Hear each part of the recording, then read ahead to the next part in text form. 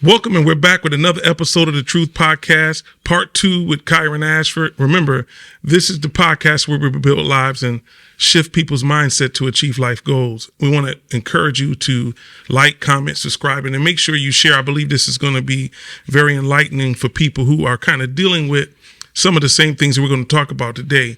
Also, we want to just remind you that Kyran is a film maker. He's a owner of Ashford Films. He's here in Rochester, New York, and we want to thank him for being back for part 2 as we talk about fatherhood. Thank you, sir. Absolutely. Okay, we're gonna get right down to it because the other video kind of covered who you are, what you do, and all that other stuff. So we want you to go watch the other video, part 1, and then come on back to part 2. No, stay here, then come on back. Right. They'll be like, all right, I'm out. Stay here, finish, and then go over there. Yeah, don't leave now. Okay, then. All right. So I'm going to just get right down to it. How did becoming a father at a young age shape your perspective? How were you at the time? How did it shape your perspective on life and your responsibilities as a parent? As a parent.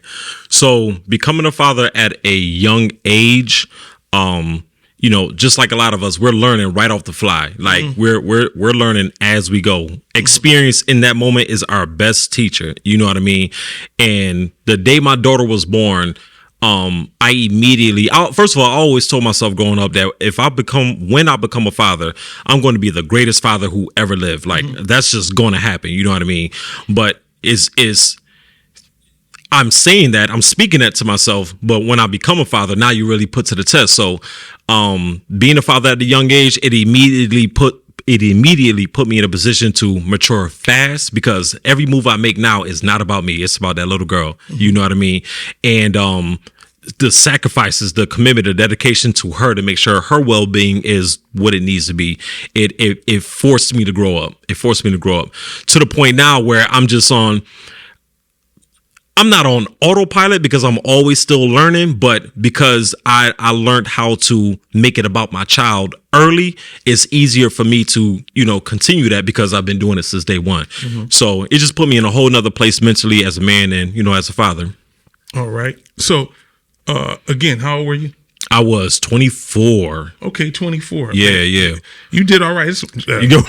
They getting younger and younger by the day. He was a grown man. Yeah. But, Yeah. So you're 24. I thought you was about to hit me with. Yeah, nah. Yep, I was 24. All right. So, as far as responsibilities goes, what did that look like? Give me an ideal of a typical day. She's a baby. Yep. And, obviously she ended up with you. Yeah. And how soon from being born did she end up with you? So when she was born, just like, naturally, she's with her mom because she needs the nourishment, she needs the cater to from her mom. But I'll say from the minute she turned 1, when she was able to be bottle fed, she ended up being with me even more. And again, it put me in a position of taking responsibility to a whole nother level fast. You know what I mean? It's kind of common for the child to be with the mom most of the time, but in my situation, things didn't work out like that. So we're to the point where she had to be with me, and up until the point where she is now, for the last 10 years, on paper with me because of certain circumstances. I guess what I'm saying, what did a typical day look like? I'm sorry. Yes. For a single father. Yeah. Trying to navigate life. So give me what a typical day. Got you. Like. So I'm waking up 3-4 in the morning to go to work at the airport. My support cast at the time, my Aunt Flint, she would hold down my daughter while I walk from Van Auker. I'll bring her over there the night before, and I'll either stay the night where she stayed over on the west side, walk over to the airport, do a 12-hour shift, walk back, get my daughter, and catch the bus from the west side of downtown to Dewey or to Van Auker. You're talking to more than just Rochesterians. So yeah, right. Like, so I'm catching the distance from Van Auker, from the south side of the city, further on the west side. We're talking like a 4 or 5 mile walk, and I'm just guessing it was around that. And this is every day, all 4 seasons, all 4 seasons, because I had to do what I got to do to make sure she's good. And I'm not getting the necessary help from her other half in order to make that happen. So again, it put me in a position where it's like, you got no choice but to get it done. She's crying and she got to eat. So you got to walk the tops over there on for the Rochester area's West Main. When I don't know if it's still over there, but I'm walking to the store. I'm busting it. I'm cabbing it. Where's she at while you doing all this walking? She is either with my like I said, my aunt, or she is with her mom for the time being until I get off work. Then I have her for the rest of the day. So okay, so were you with strollers and? Oh, I had everything. What, strollers, my bag, her bag. I'm just moving every day because I got all this different stuff on me to make sure, she get to where she got to get to. Then I signed her up for daycare. That helped out tremendously. Even to this day, her daycare provider, we still keep in touch, and she checks in on my daughter because she's seen what I was going through, and I was the only face that she would see, making sure that, she was provided for. Now here's the thing that we share in common. Yeah. You and I have our stepchildren. Yeah. And and I don't like to use the term step. Me either. I don't call my stepfather stepdad. Yeah. call him dad. Hey, stepdad. It's too much. But I'm just saying, so we share that experience where we've been stepchildren and step parents. In what ways did your experience with your own stepfather influence your approach to being a stepfather yourself? Watching him be present and do everything that he had to do to be the father that he needed to be for us. And as I'm older now and I'm learning, even to this day, learning how to be a father, watching him move in a way where he's battling his own situations, but he knows that he still has to be a father first. So watching him provide, watching him be there at my games, watching him teach me how to play basketball and learn life skills as a man to the best of his ability that he can teach me. Now I have my own stepchild, which is my child, which is my son, that I watched it being modeled before me. Now I can take it up to a whole nother level. You know what I mean? So I didn't get it at first because, and I might be going too far, as far as me meeting my real father, dynamics started to change because now I'm like, oh, okay, so he's the one. So I'm starting to cling to him more and not realizing at a young age of what's already been provided for me. So, but I get it now on a whole nother level because and you probably get it now because you're probably in that. Because I'm in that position now. So it's like, okay, now I see how I reacted. My son is in the same position. He's in the same position. But now I know and I'm educated on what to give him to the best of my ability. You know what I mean? So that way he's set. Have you, this is going to be good. All right, have I'm ready.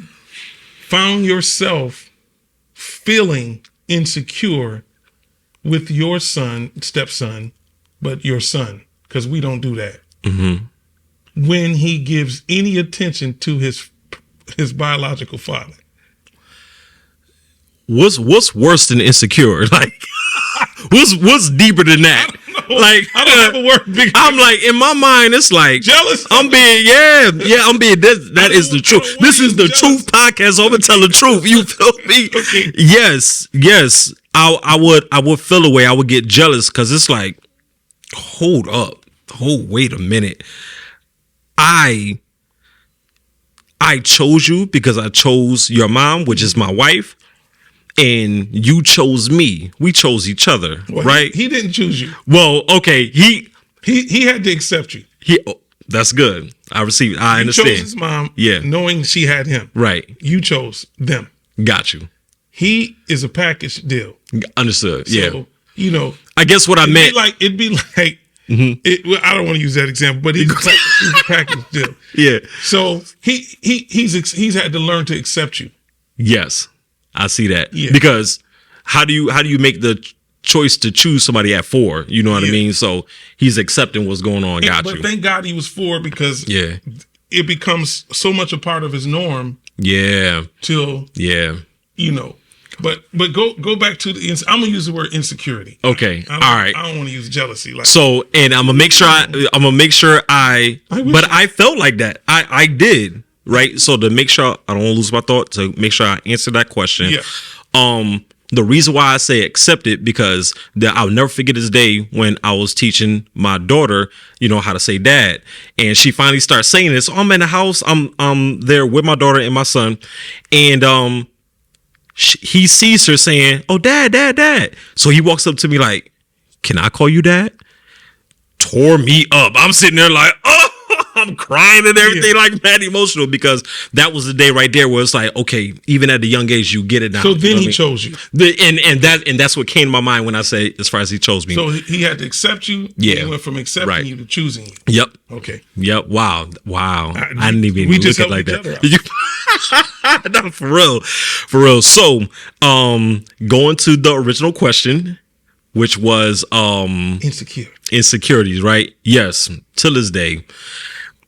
One thing I will not do, right? Me and my wife, we don't play about is, a lot of people, they kind of like dog the child's other parent in front of them. We won't play none of that. Yeah. You're going to learn how to still love your father, still love your mother. We're going to teach you how to pray for them. We're going to teach you all these things despite how we feel.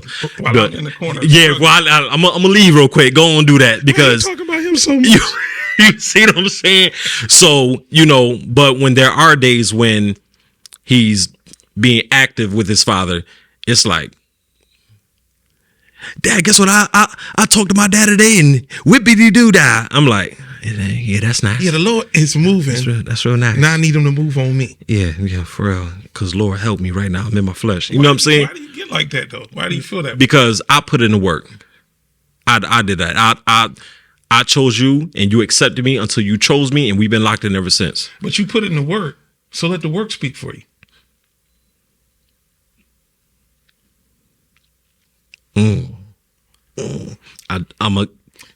Remember, I have stepchildren. Yeah. I don't personally ever feel insecure. Yeah. Because they're trying to have some type of relationship with their father. Yeah. And the reason why I don't is because the work is going to speak for itself. Yeah. Like, for example, my daughter,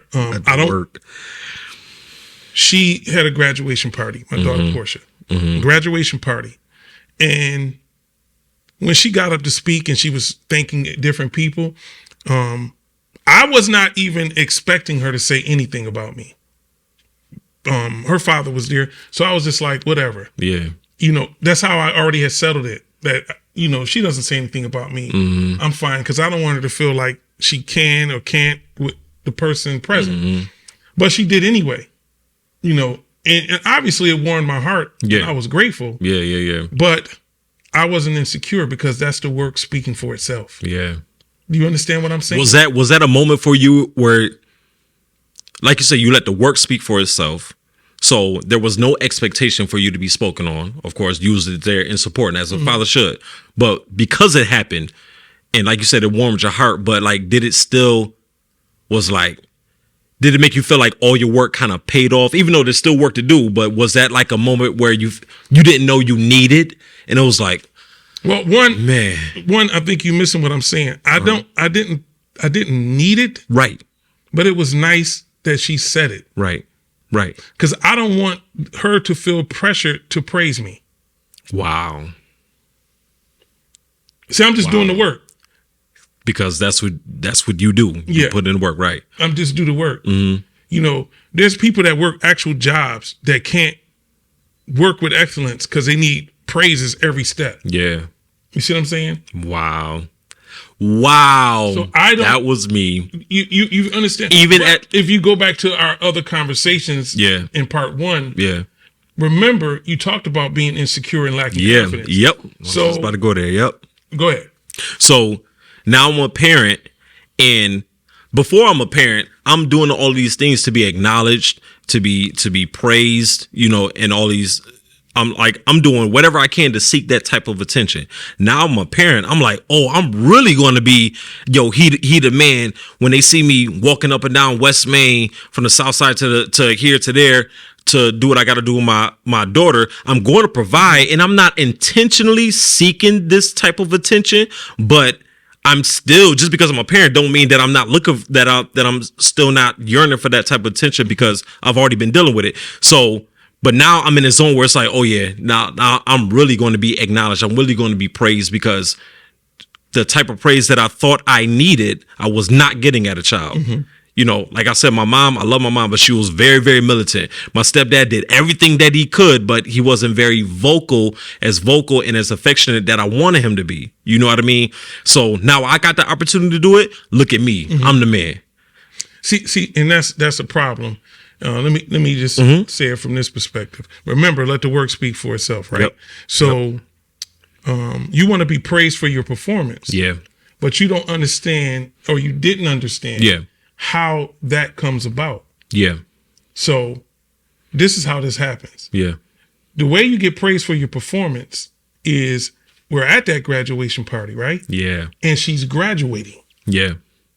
That's it. You should. Yep, because you put in the work to help her be in position to graduate. Okay, so that's how you get praise for your performance. Mm-hmm. Ideally, you're not looking at that in the beginning, but when you reflect, remember I always tell you, Mike Peace always taught me that you want the testimony of a father and not the title. Yep. So people who are not doing the work put emphasis on the title. Yeah.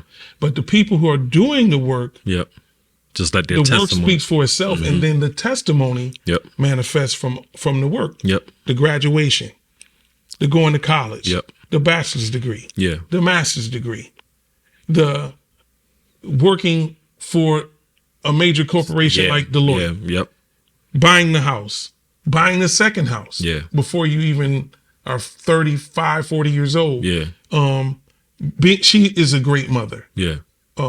Jasmine is a great mother. She's a doula.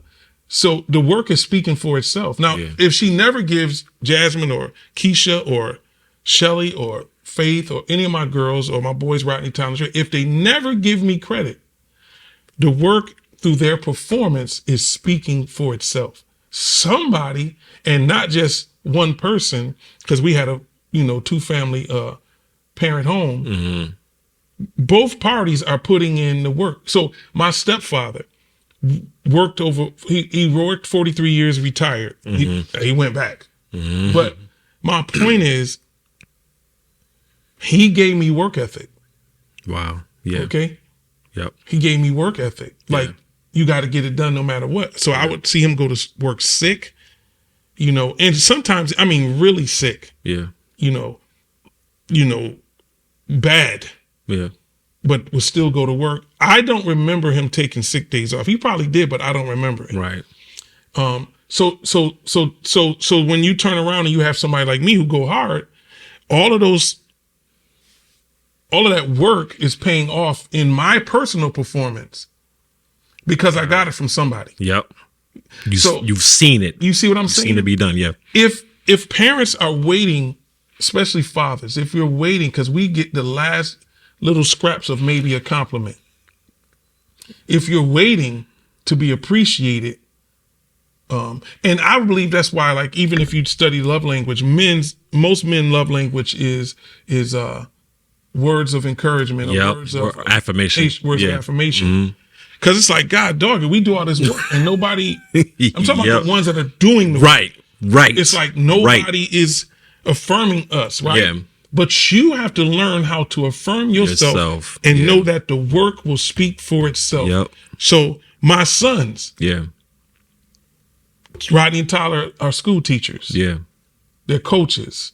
Travion, AAU coach. He's about to go back and finish up school. Been working all the time. So you have to understand that, because one thing will happen with children, and I'm probably should not be talking this much, but one thing that happened with children, and every parent, and y'all please comment and say something to this fact. You can think that you've been the greatest mother and father on the planet, and your children will get older and they can always point out where you missed the mark. May I add to that? The issue I have in that area is not trusting the work, because sometimes I still get in my mode where it's like I want to be affirmed, that I want to be updated by my children, that I'm doing a great job and that I'm making an impact on their life. If I don't hear it, I'll struggle with the work that I'm doing. And I know I'm putting in the work, but I'll think too much about it. Like, is this work working? Is the work working? Because whenever I do something for them, to them, around them, to support them, it feels like it's not being appreciated, by their response. And I gotta stop looking for the type of response of, oh wow, thank you, Dad, you're the best. Who is kind of good at that is my my son. Okay. You know what I'm saying? It's my youngest son, Kyran Jr., right? So are you saying Kyran, your youngest son, is good at? He is. Out of all four of them, he is the one. And I'm saying that I don't want to make this sound like some type of competition with my kids or anything like that. But when it comes down to all four of them, he's the one that's kind of shows more of an appreciation. You know what I mean? And I because that's how I am, I see it more with him because he is like a split. I mean, that's my twin, right? So, but all in all, I have to stop leaning on that because kids are going to be kids. Yeah, you know what I mean? There may come a time when he's not as celebratory as you would like, right? As he matures and he grows up, right? Hopefully he stays that way, but he might not be, right? And here's the thing: the work. You have your daughter at 24 years old, right? Mm-hmm. You become a single parent a year into it, right? Okay, single parent. But the work is speaking. Yeah. Yeah. Your daughter's on high honor roll. Yep. The work is speaking. Yep. She's in dance and she's excellent at it. The work is speaking. Wow. She go hard. Yep. What I'm saying to you is like, sometimes you need to let the work speak to you too.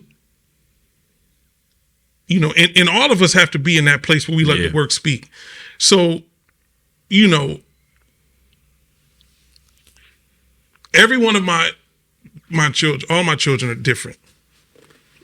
But every last one of them is a testimony to my wife and I. Mm-hmm. Okay? Mm-hmm. Now, some of them may never acknowledge or be able to look and say, Rodney was responsible for this, or for me knowing this, or being this way, or you understand what I'm saying? Mm-hmm. Like, I have to be comfortable, and I have to keep telling myself, the work is speaking. If I never get verbal credit, the work is speaking, and that's what a lot of us have to do, so that we can continue to be the fathers that we've been called by the Most High to be. Yep.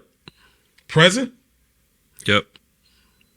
Present providers, not just in food and money, but providing this love and all the things, mental support, the all of it, and wow, because even with you saying that, just helped me to realize something. Right, my mom, I don't feel like I give her enough credit because she really has made, when I mean sacrifice after sacrifice, to make sure we were at our best in all areas.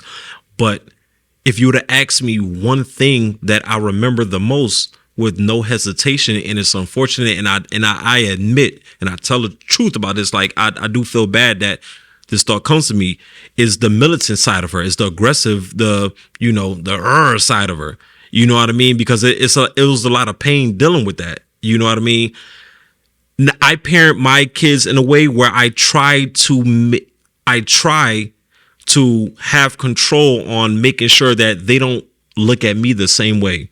So how I speak to them. I'm about to shake your whole world. I'm about to rock your world. And however, because of your mother's militancy, you was getting your butt up, walking to work, 3 a.m, no excuses, rain, sleet, snow, hail, high water, walking to work, 12-hour shifts, running all over the place, getting your daughter. So in reality, part of that militancy played out in you being this person that was like, I got to get this no matter what. And I never even looked at it that way till now. I told you I had to rock your world. Hope your world's rocked. It's rocked. Wow. So what I'm saying is, even in that, some of who she was necessary. Wow. Yep. And the enemy doesn't want you to see that. Yep. Now, there probably was some things she could have done differently. Right. But she may not have the tools, or she didn't even know she needed to do them differently. Yep. You understand what I'm saying? Understood. So you know to do things differently because of your experience with your mom. Yep. But at the same time, one of your kids may get older and talk about how terrible you was as a father, and you were like, but I was doing. Let me get this straight. Hold on. Yep. My daughter that I had at 14 turned 15 the next month after she was born, and raised her from like 1 till 16 till she stayed with her mom a little bit, came back or whatever.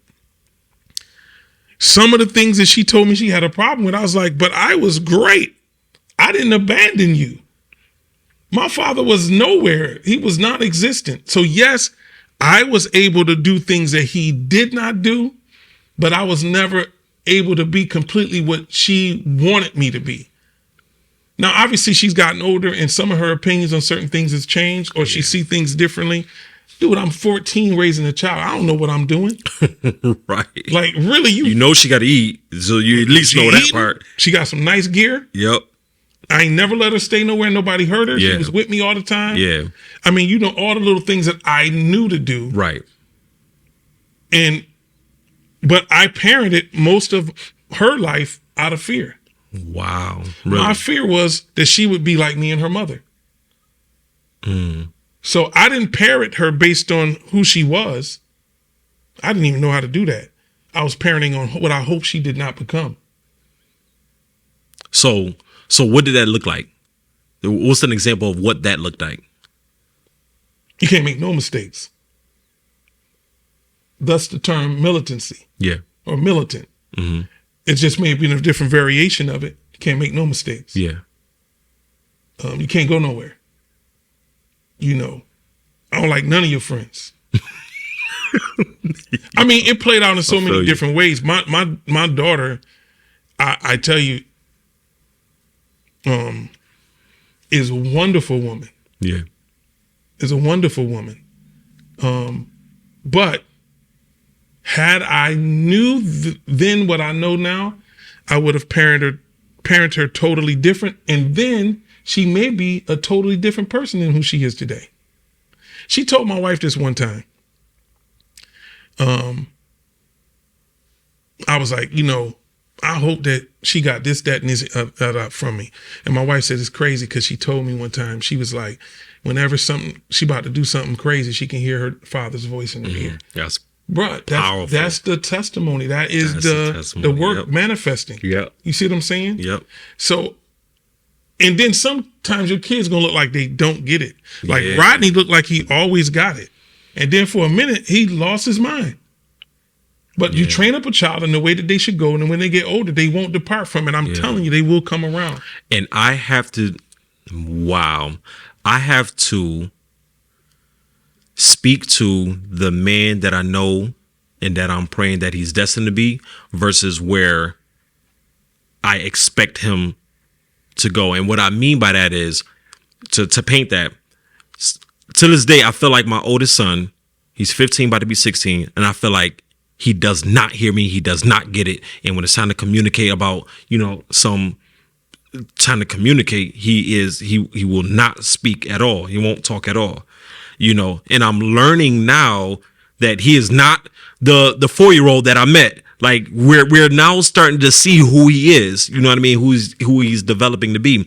So I have to keep in mind, continue to speak life into him and speak to the man that he's destined to be versus keep focusing on what he don't get right now and being frustrated about it. But I'm gonna kill your frustration right here. I had all these questions, but I'm gonna kill your frustration right here.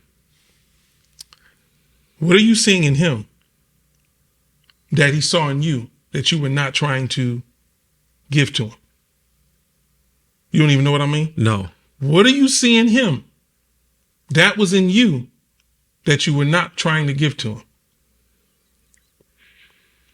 What do I see in him that he did not see in me? No, what do you see in him that he sees in you that you were not trying to give to him? I don't know. And I'm okay with saying I don't know, so I can figure that out. I'm going to say it again in Spanish. I'm sorry to all my Spanish speaking people. I do that sometimes. Right. I love y'all. You just playing. Just remember, Cristo te ama mucho. Okay. But what do I see in him? What do you see in him that I was hoping you was going to repeat it back to me. You was just locked like this. Yeah, I need to be listening. The screen frozen, right. But it can't because he right. Did you free your internet connection good? What do I see in him that he sees in me? That he saw in you. That he saw in me. That you did not want him to see. Like, in other words, let's talk about insecurity. Let's talk about when I met you, you any little thing you shut down. Wow. You quit. Yep. You shut down. Yep. Right? Yep. How did you overcome that quitting and shutting down? I overcame that quitness. I overcame that. The quitting. Yeah, I'm tripping. I overcame that because I kept myself around other leaders that modeled what winning looked like. So once I saw winning, I started to see it in myself and started to be fearless about it.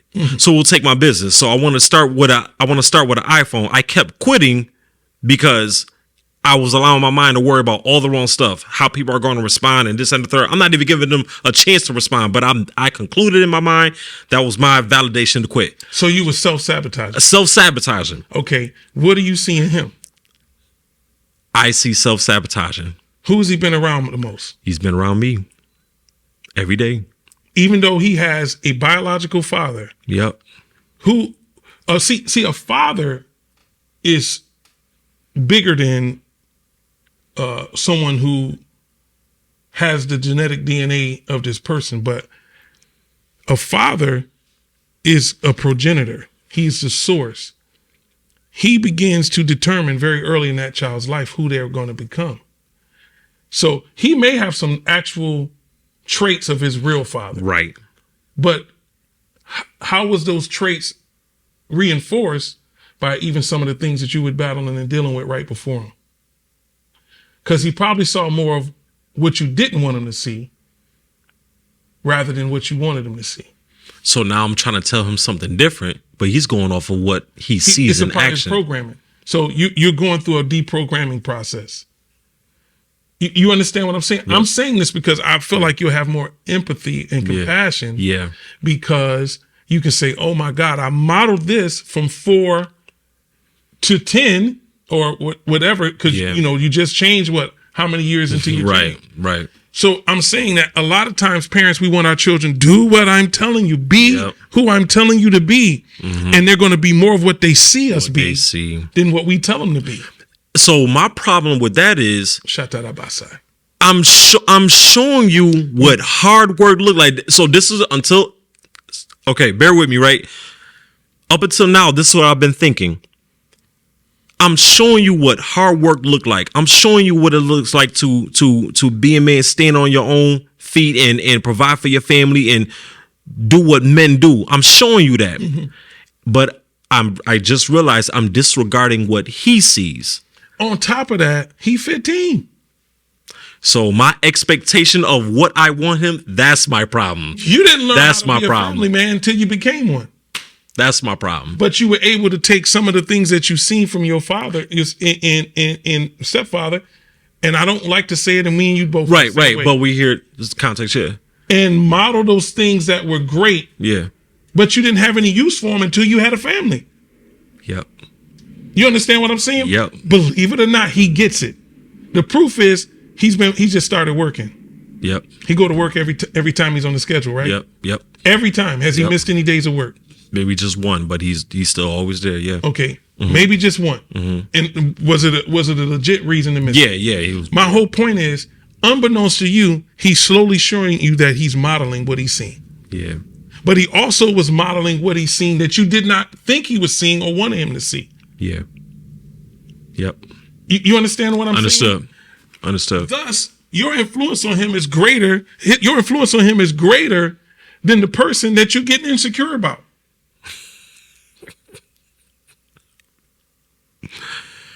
Yeah. Are you seeing what I'm saying? See it. And when listen, there's some things I did not understand until I had my own child. Yeah. When I had my own child, listen, my stepfather, man, I don't know what to call him. Like you use the word militant. I just say, I just thought, he was crazy. Yeah. Yeah. He's soft-spoken. He's not an arguer. He listen, if he argues, he's on 10 because he don't like arguing. So I remember, man, I was in 3rd grade. And I thought this dude was Satan on feet. But I was in 3rd grade. Now, I was struggling with reading. Yeah. Really bad. Yeah. My mom couldn't help me. Because my mom is like me. So if you know what this looked like. You don't seen it somewhere before. Yeah. Okay, go ahead and read that. Read it. If 2 + 2, if you got 2 apples and I give you another 2 apples, put them together. 15. W.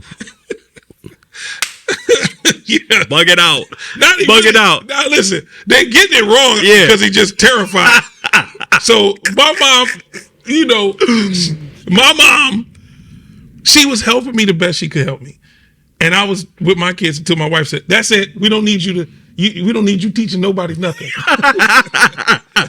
Go ahead and stop right there. We gonna get a tutor. Yeah.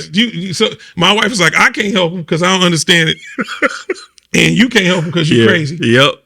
But my stepfather, man, 3rd grade, Kyran, I remember one weekend he made me read the whole reading book for the school year.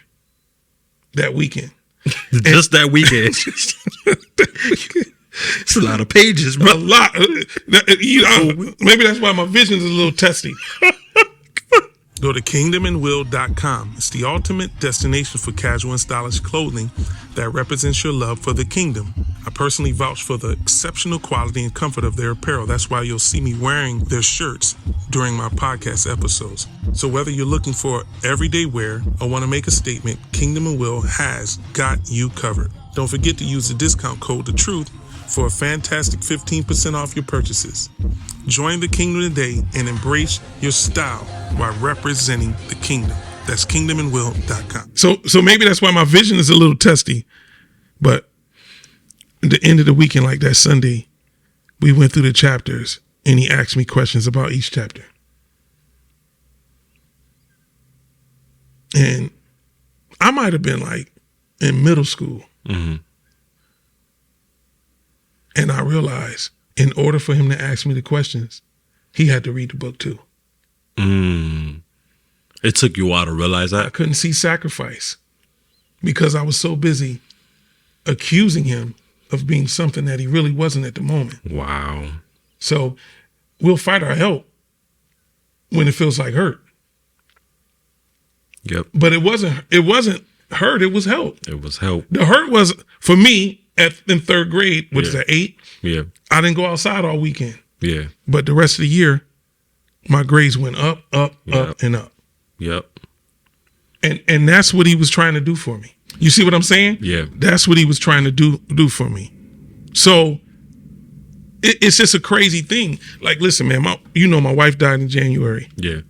And I'm sitting in the house. My dad, when I say my dad, I'm talking about my stepfather. Yeah. Like my dad. Yeah. He comes to the house. He's a man of few words. Mm-hmm. And he says, "I'm not going to ask you what you need me to do. Because everybody's going to do that. What you need. If you need something, tell me." Yeah. He said, "I'm going to give you this." Shook my hand. Mm-hmm. Gave me the money. Hugged me. Mm-hmm. And it was a significant amount of money. Mm-hmm. I mean, a significant amount of money. Mm-hmm. That's a father, Kyran. You see what I'm saying? Mm-hmm. My biological father, didn't think enough to call me. Now, if he need a ride or some money, he know how to call me. My aunt tried to tell him you should call him. He don't know how. He's not a provider. He's not a progenitor. You know what I'm saying? He's not a protector. Don't get me wrong. If somebody did something to me and I needed him to fight, he'd probably do it, go to jail, do the time, the whole nine. Right. But not the type of support that I need. And this is how you, even from that, I got free because I learned my purpose. And my purpose is to inspire people. I've been created. My purpose is to inspire people to discover their purpose so that they can be the persons that they've been created to be. But I had to realize that he was not the one that was supposed to help carry me to purpose. Yep. He was a tool to get me here. Him and my mom needed to come together to make the perfect me. Yep. But they didn't need to stay together for me to move towards destiny. Yeah. So I harbor no ill feelings or whatever. I'm good. Yeah. But then God turned around and gave me every single thing that I needed in life to become who he had purposed me to be. And he kept sending men. Yeah. You understand what I mean? Yep. He kept sending men. Yep. He kept sending men. Do you hear what I'm saying? Yep. He kept sending men. He kept sending Mr. Postel in 6th grade, Mr. Puglisi. He kept sending men. Are you hearing what I'm saying? He sent a Windsor Wade at Monroe High School. He kept sending men. He sent a Doug Belton. He kept sending men. Are you hearing what I'm saying? Yeah. I mean, and it just keeps going on and on. He kept sending men, a Tony Walton in church, a George Cook. He kept sending men.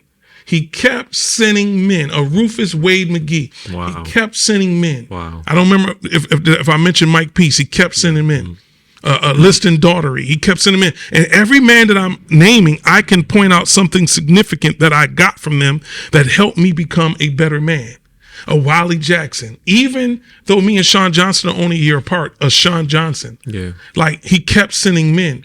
Just because someone is quote unquote supposedly in your peer group don't mean that they can't be a person that help move you along in life. Yeah. He kept sending people. And I didn't forget people on purpose. I just have so many people I would name. Right. A Don Simpkins, who was my boxing coach, a Rob Johnson, who was my boxing coach.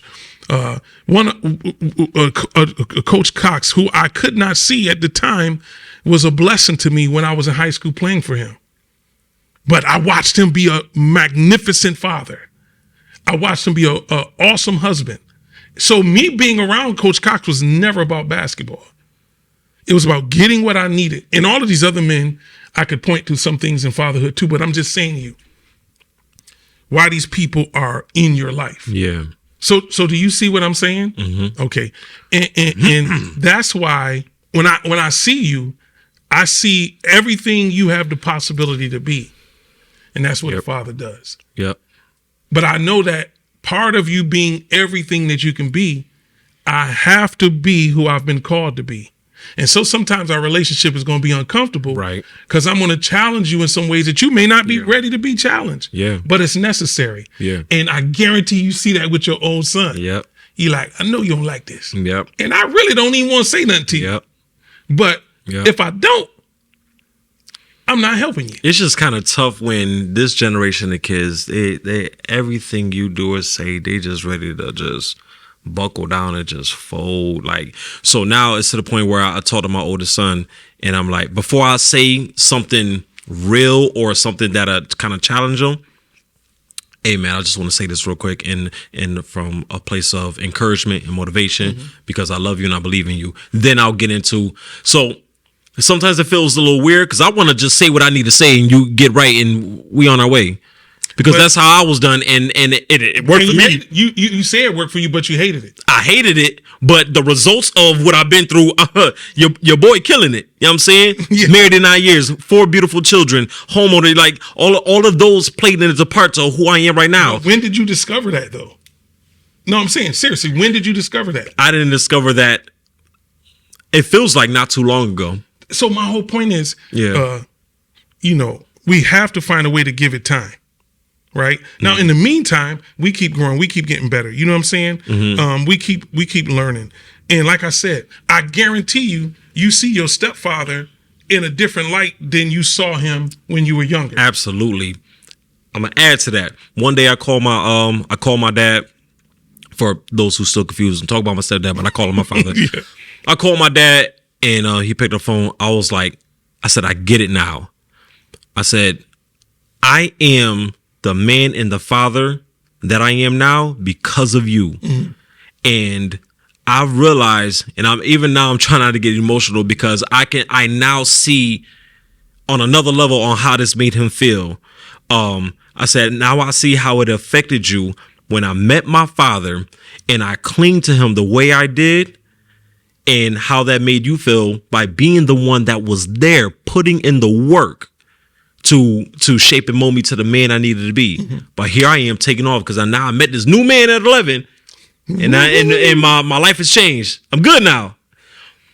Time going by, here I am getting disappointed. Now I'm running back to you. So I can only imagine, because if it's me, you running back to me, I'm like, what? I've been here this whole time. I'm going to be in my feelings. I'm going to be honest. That's right? how you found out he was a real father. Right. Because you could run back to him. Yep. Just like you could run back to your heavenly father when you mess up over and over again, you was able to run right back to him. That's why you call him always there. Shatarabai. And he was always, to this day, he just came up to the house. I said, yo, Dad, he's the one I'm calling. He's the one I'm calling. Oh my God, he's the one I'm calling. I got this big old, this bush, it wasn't there on Monday, it grew on Tuesday. Like, it's a big old tree in front of the house. I called him. I said, yo, Dad, you got something where I could chop this down real quick? He came over to the house and he just kind of kicked it with me as we chopped it down. But even stuff like that, I'm about to be 37 at the end of this month. Yeah. And he's still there. Still there. What you need? All right, yeah, I'll make some changes. I'll be there. And it's like, you got to be cut different to father the way you father by choice. You the man, and I want to be like that with my kids. But he chose you. Because he chose me. You accepted him, and then at some point you chose him. And then at some point you chose him without any conditions. Yep. It's a blessing. To me, I believe that's the gift of being a step parent. When that child actually, you see that they realize you're their father, and they accept being your daughter or your son. Mm-hmm. So that's the amazing gift. Yeah. Because like you said, they chose you because they chose the mother. But at some point, the kid is just accepting you. When they finally get to the point where they show you, you my dog. You know what I'm saying? For lack of better words. But that's see, Kyran, let me share some things with you that I believe that you overcame or you were able to miss. I was able to miss. The people that are watching that really understand this, and sure, we have some horrific stories about step parents and everything like that, but there are so many situations that have been wonderful. And I'd like to see people comment and talk about in the comments some of the positive things of being in a relationship with a step parent, right? But statistic wise, children from fatherless homes are more likely to experience emotional and behavioral problems. Studies indicate that they are twice as likely to commit suicide and are more prone to depression and anxiety. Now think about where you was at mentally, and think about how come you're still here, and your circle of people who were supporting you that has a whole lot to do with how you survived the mental stuff you was dealing with. Okay, let me keep going, because fatherless children tend to have lower academic performances. Approximately 71% of high school dropouts come from fatherless homes. Who graduated high school? I did. What about you? I did. All right, let's keep talking. Children from fatherless families are more likely to live in poverty. According to the U.S. Census Bureau, about 27% of children in fatherless homes live below the poverty line compared to 6% in homes with both parents.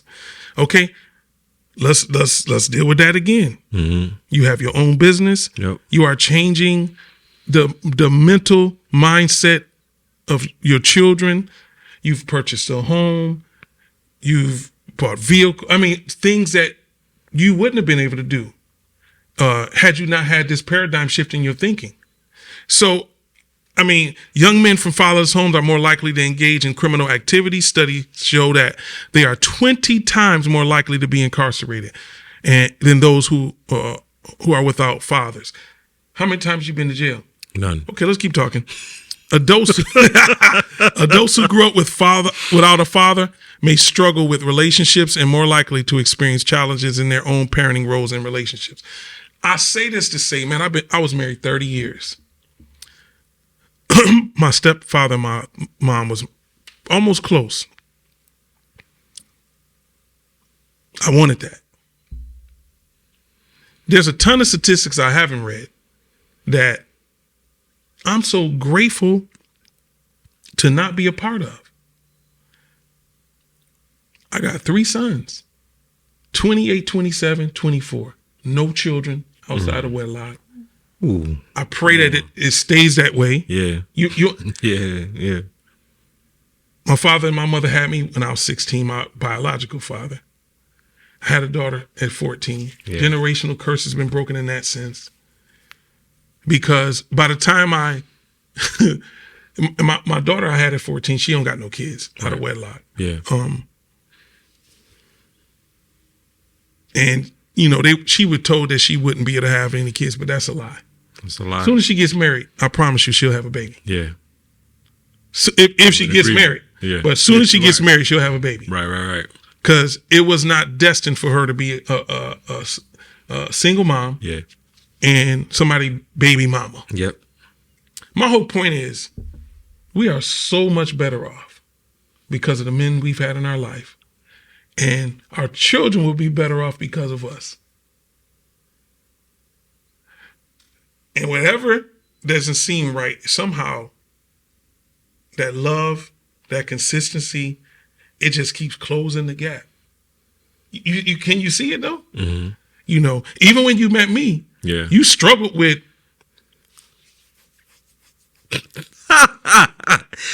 And that's why I'm so grateful where we are right now because and I'm proud of myself because I learned how to accept help and not look at it as hurt. At the end, you know what I mean? He said the end. No, seriously, because it took for our relationship to go through what it went through for my own eyes to open up and say, this whole time, this was help. Yeah. I may have disagreed with how the help came across, but it's still help. And now my life looks like in so many different areas, the results of my life looks like the help that I was getting because I get it now and I received it now. Yeah.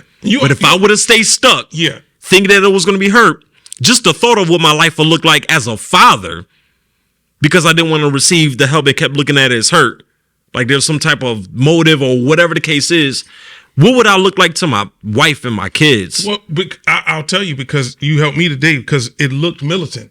Yeah. You know, it did. When somebody, Yeah. But you don't got older and Yeah. It brought me back to what I was used to. Yeah. But I had to reshape this to understand like that's not this. That's not this. And also, Kyran, I keep trying to tell you that wasn't what you thought it was. Right. Because you said you find yourself doing some of those things, but that's how you get up every day at 3 a.m. and go to the airport. Yep. You feel me and work like you was working. Yeah. Until you started your own business. But that's also how you're able to listen. It takes more discipline to run your own business than to go work for somebody. Because you're going to get paid as long as you clock in and clock out after 8 to 12 hours. Yes. You're going to get paid. Can you do that on your own? I tell myself every day, like, okay, I'm just now getting up and it's 6:42 in the morning. I would already be at work at 4 in the morning at the airport. So you're going to let that outwork your passion for what you do now? Work harder for somebody else than you would for yourself. It's crazy. And people do it all the time. Yep. Listen, we'll do a part 3 because I didn't get to ask you any of the questions. I didn't get to ask you any questions. Let me ask you this. How do you think your daughter's upbringing is impacted by having both her biological father and a stepmother in her life? Oh my God. My daughter, just the thought of what she would look like if she did not have me, her biological father, and her mother, which is her stepmother, in her life. Just the thought of what her life will look like, it is so scary to the point where in just that moment, I just give God all the honor, glory, and praise, because she would not look like what she looks like right now. The top in her dance class, or the top on her dance team. Nothing less than a B plus. Mature, just got her stuff together at 12, about to be 13. Like, you know what I mean? Like, learning how to build a foundation, a relationship with the Most High. Like, she got that from us. And the work, going back to what you said, that especially her stepmom, her mom is putting in, Ashley, it's a blessing, and it's paying off because we're seeing the results in so many different ways. You got hyped, like you got excited about it. So Ashley has been a blessing, not just you. What? What? Ashley is a dog, and I mean that in the right way. Like, she is a real woman. She is a real mother. He didn't mean to call her dog. He got excited. He got excited. When he get excited, he just went back to the inside. Yep. She's a dog. Yep. She bought that life, son. She bought that. We out in the street. She went whatever. We about to do when this, it come down to her kids, she went that. But to see how she mothers a little girl that she chose and that chose her, it's amazing. It's amazing. See, when you have your own kids, you got no choice. Like, and people still choose not to be a parent to the kids, but you the real ones, you got no choice, and you're gonna do what you gotta do for your kids. When it come down to a stepchild, you legit have a choice, and you chose to be her mother since we met. She was 13 years old. So step up. Step up. And she stepped all the way up, and she's still stepping. She keeps stepping. Even with her, when my daughter watched her walk the stage, don't kill me, Ashley. How long ago? This was about 3 summers ago. You got your master's to do what you're doing now, and about to run your own practice. My daughter watched you do it. Watched her. Get her bachelor's. Get her master's. Leave her job to get a better paying job and continue to keep excelling. She's watching this be done. She's watching it be done. My daughter doesn't even realize what it's doing for her life, but we're seeing the results of what it's doing to her life. I think that she has enough self-awareness where she realizes she's a different you're right. Young lady. You're right. She may not be saying it. Yeah. Because she don't know how to say it. Yeah. But I can look at her and see the value and appreciation. Just how she hugs. Yeah. Just how she talks. Yeah. She has a lot of self-awareness. Yeah. So I think she get it. Yeah. Listen, we got to both go and do stuff. We'll be here talking all day. We're over the 45 minutes. Man. We'll do it again. Yeah. And try to pick up where I had all these questions that I didn't even get to ask. But you already know how we roll. You almost you interviewed me, so listen, or at least it felt like it. Because I'm still learning. I'm grateful to be in a place to still learn and still ask questions so I can, apply to my life. Just always remember, everybody that's watching, your greatest asset as a father is being present. Yep. It's not money. It's not a bunch of things that you can give. It's your presence. It's more valuable. It is more important. Yeah. The other thing is to understand that you always want to be doing things and doing the work, because the testimony of a father is more important than the title. Mm-hmm. Anybody that's trying to stress the title is because they're not doing the work. Yep. They're not performing.